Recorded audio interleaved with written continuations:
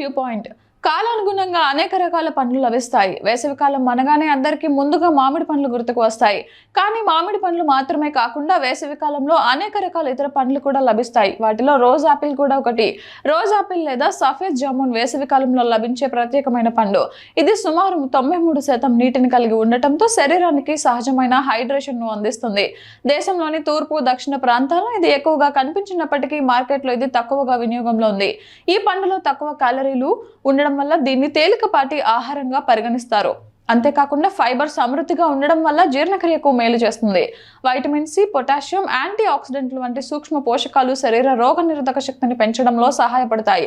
శరీరాన్ని చల్లబరిచేందుకు rose apple పండు అనేక ఆరోగ్య ప్రయోజనాలను కూడా కలిగి ఉంటుంది.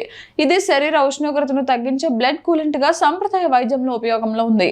వేసవిలో దాహాన్ని తగ్గించి శరీర ద్రవ సమతుల్యతను నిలబెట్టడంలో ఇది కీలక పాత్ర పోషిస్తోంది. తక్కువ క్యాలరీలు, అధిక ఫైబర్ కారణంగా బరువు నియంత్రణలో కూడా ఉపయోగపడుతుంది. దేశంలో అధిక ఉష్ణోగ్రతలు డిగ్రీల సెల్సియస్ కు పైగా నమోదయ్యే వేసవిలో డీహైడ్రేషన్ ప్రమాదం ఎక్కువగా ఉంటుంది. ఈ నేపథ్యంలో సహజ పండ్ల వినియోగం ముఖ్యమవుతుంది. ప్యాకెట్ జ్యూస్లు, చక్కెర పానీయాల బదులు రోజ్ ఆపిల్ వంటి పండ్లు ఆరోగ్యకరమైన ప్రత్యామ్నాయంగా నిలుస్తాయి. అయినప్పటికీ అది అన్ని ప్రాంతాల్లో సులభంగా లభ్యం కాకపోవడం ఒక సమస్యగా ఉంది. ఎలాగైనా తీసుకోవచ్చు.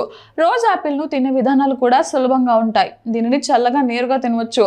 ఫ్రూట్ సలాడ్ లో నిమ్మరసం లేదా ఉప్పుతో కలిపి తీసుకోవచ్చు. మింట్, కీరదోసతో కలిసి స్మూతీగా కూడా చేసుకోవచ్చు.